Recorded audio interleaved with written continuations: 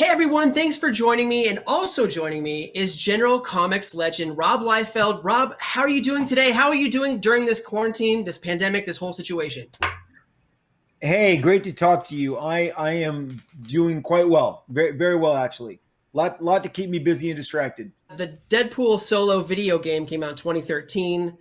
Obviously, we've seen Deadpool pop up in other video games throughout the years. We have a new console generation about to come up. Any chance that Deadpool could pop up in another video game sometime in the Why future? wouldn't they? Right? Look, man. Look, I'm just going to tell you right now. Screw movies. Screw this whole Deadpool movie talk. Okay. The anniversary of the game was last week, the 2013 game. Okay, and I was thrilled when that came out, and it was next level. It was funny.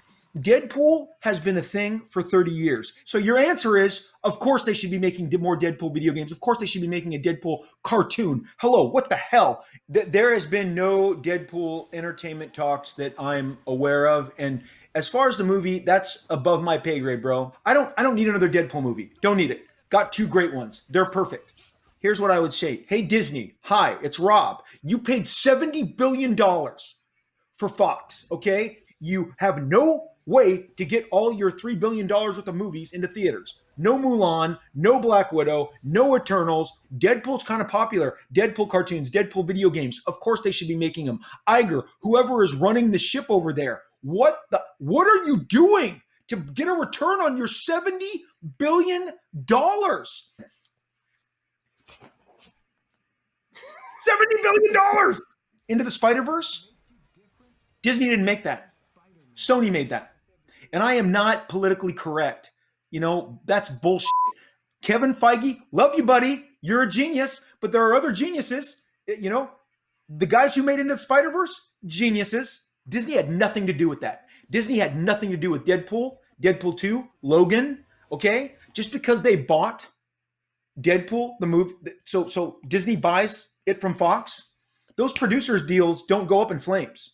You've got the Producers Guild, you've got the Actors Guild, you've got, my buddy Josh Brolin is contracted for a bunch of appearances as Cable, okay? Well, that lands on your desk. You don't get to take that contract and light it on fire and make it go away.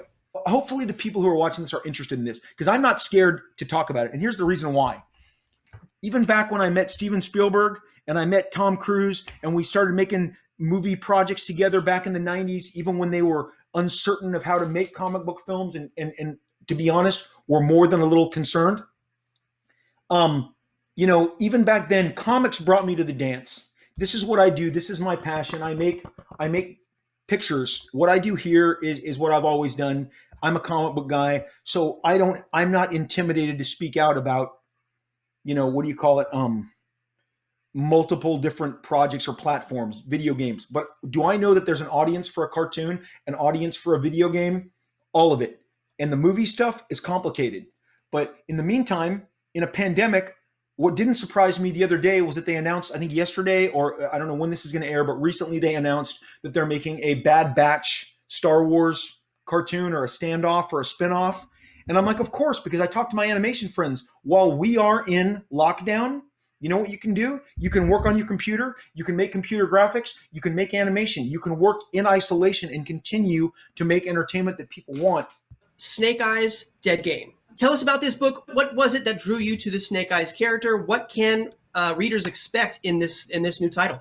So it was about this time last year. It was May of 2019, and Chris Ryle, who is the publisher of IDW and a buddy of mine, called me the day another project of mine was hitting called Major X. He called me that. I very distinctly remember. He texted me and said, "Rob, is it time? Should we do G.I. Joe?" Okay, obviously, Hasbro is the parent company. They own, control all of the G.I. Joe property. They always have. Obviously, they've done a great job with it. And so I submitted a storyline that was more Snake Eyes centric, and they gave me the green light.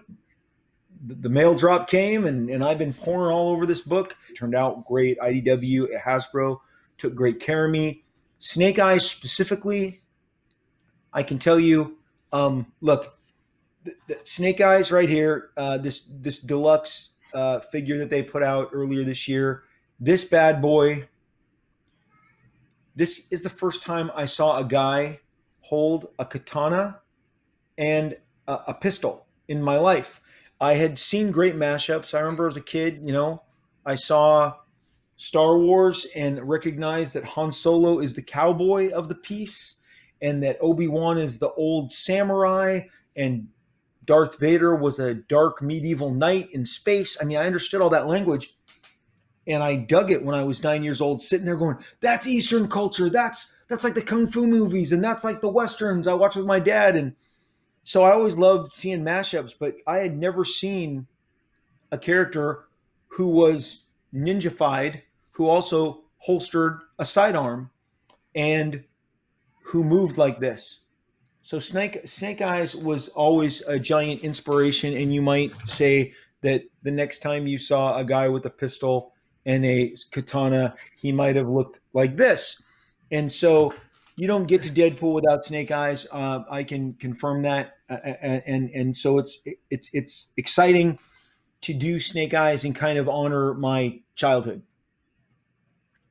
Awesome. Yeah, I was just going to ask you what comes first, Snake Eyes or Deadpool? It seems like Snake Eyes. Oh yeah. Oh no. Yeah, no. The Snake Eyes directly informed everything I did with Deadpool, other than he's mute. But right here is Roadblock, and you kind of don't get to Cable without Roadblock. G.I. Joe really informed my corner of the X-Men universe because I love weapons, I love gear. That all came from G.I. Joe. And I know people have tried to put the pouches on me, like I'm the pouch king. And I always go, wait, did you really never see a soldier in the military before? And have you ever seen a SWAT officer? Like, those guys are covered in pouches, right? But I will gladly be the champion of pouches. That's a moniker I'll wear. But G.I. Joe 100% informed everything that I eventually went on to do with X-Force, with Cable, with Deadpool. Can you talk a little bit about the villain? Who is Snake Eyes going up against in Deadgame? Our bad guy, Kurgan, is got his Sword of the Dead Sword, and we haven't really told you what that does yet, but you understand that it's a very powerful weapon, and that you have to sacrifice a certain amount of energy to raise all of the dead, which is what the Dead Sword and the Deadgame will do. It will give you an instant army across the world of all the dead. Rob, we're about out of time. Comics fans, check out Snake Eyes Deadgame. It is out in stores now. And listen to my podcast. I have a podcast, Robservations with Rob Liefeld.